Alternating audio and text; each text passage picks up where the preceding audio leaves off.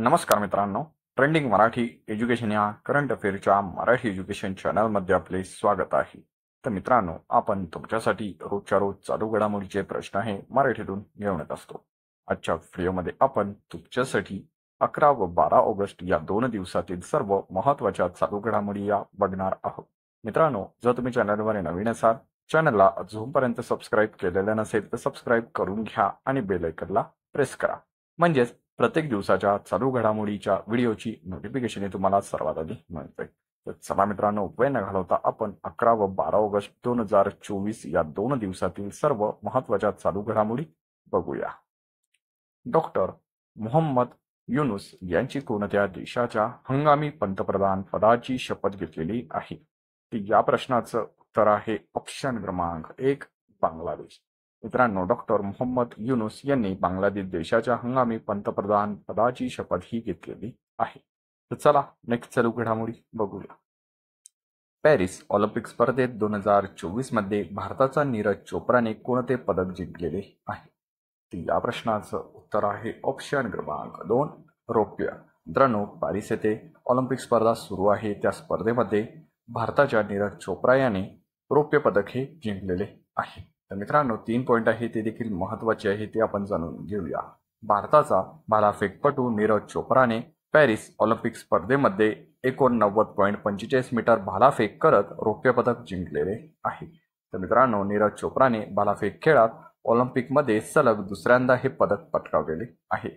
हा देखील महत्त्वाचा पॉईंट आहे, दुसरा लक्षात असू द्या. पॅरिस ऑलिम्पिक स्पर्धेमध्ये अशरद नदीमने 92.97 मीटर रेकॉर्डसह भालाफेकमध्ये सुवर्णपदक जिंकलेले आहे. मित्रांनो, अरशद नदीम हा पाकिस्तान देशाचा खेळाडू आहे. हा देखील तिसरा पॉईंट लक्षात असू द्या.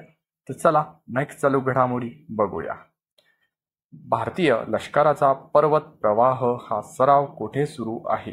तर या प्रश्नाचं उत्तर आहे ऑप्शन क्रमांक 3, लडाख. मित्रांनो, भारतीय लष्कराचा पर्वत प्रवाह हा सराव लडाख येथे सुरू आहे. तर चला नेक्स्ट चालू घडामोडी बघूया. एनर्जी इन्स्टिट्यूट 2024 नुसार जगात कोणता देश सर्वाधिक दरडोई विजेचा वापर करण्यात प्रथम स्थानावर आहे? तर या प्रश्नाचं उत्तर आहे ऑप्शन क्रमांक 4, कतार. मित्रांनो, एनर्जी इन्स्टिट्यूट 2024 नुसार जगात कतार हा देश सर्वाधिक दरडोई विजेचा वापर करण्यात प्रथम स्थानावर आहे. तर चला नेक्स्ट चालू घडामोडी बघूया. पॅरिस ऑलिम्पिक समारोहात मनू भाकर सह कोणाची भारताच्या ध्वजवाहक म्हणून निवड करण्यात आलेली आहे? तर या प्रश्नाचं उत्तर आहे ऑप्शन क्रमांक 1, PR श्रीजेश. तर चला नेक्स्ट चालू घडामोडी बघूया. वक्फ बोर्ड दुरुस्ती विधेयक 2024 कोणी लोकसभेत सादर केलेले आहे? तर या प्रश्नाचं उत्तर आहे ऑप्शन क्रमांक 2, किरण रिजिजू. मित्रांनो, वक्फ बोर्ड दुरुस्ती विधेयक 2024 हे लोकसभेमध्ये किरण रिजिजू यांनी सादर केलेले आहे. तर चला नेक्स्ट चालू घडामोडी बघूया. काकोरी रेल्वे कट सुवर्ण महोत्सवाचे उद्घाटन कोणाच्या हस्ते करण्यात आलेले आहे? तर या प्रश्नाचं उत्तर आहे ऑप्शन क्रमांक 3, योगी आदित्यनाथ. मित्रांनो, काकोरी रेल्वे कट सुवर्ण महोत्सवाचे उद्घाटन योगी आदित्यनाथ यांच्या हस्ते करण्यात आलेले आहे. तर मित्रांनो, हे लखनौ या ठिकाणी काकोरी रेल्वे कट सुवर्ण महोत्सवाचे उद्घाटन हे करण्यात आलेले आहे. हा पहिला पॉईंट लक्षात असू द्या. तर चला नेक्स्ट चालू घडामोडी बघूया.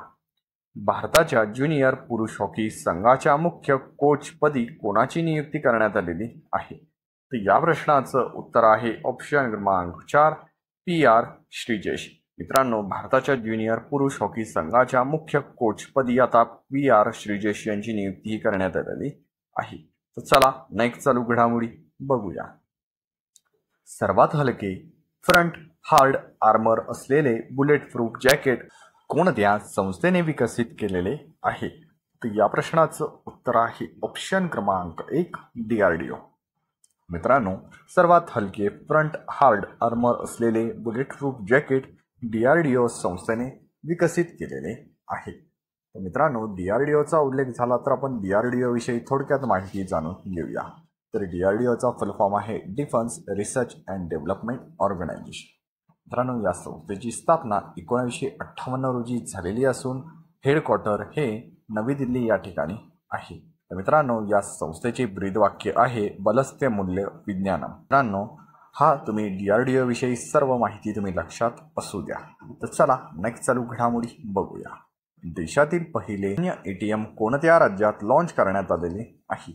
तर या प्रश्नाचं उत्तर आहे ऑप्शन क्रमांक 2 ओडिसा। मित्रांनो, देशातील पहिले धान्य ATM ओडिसा या राज्यात लॉन्च करण्यात आलेले आहे। मित्रांनो, ओडिसाचा उल्लेख झाला तर ओडिसाविषयी देखील थोडक्यात माहिती जाणून घेऊया।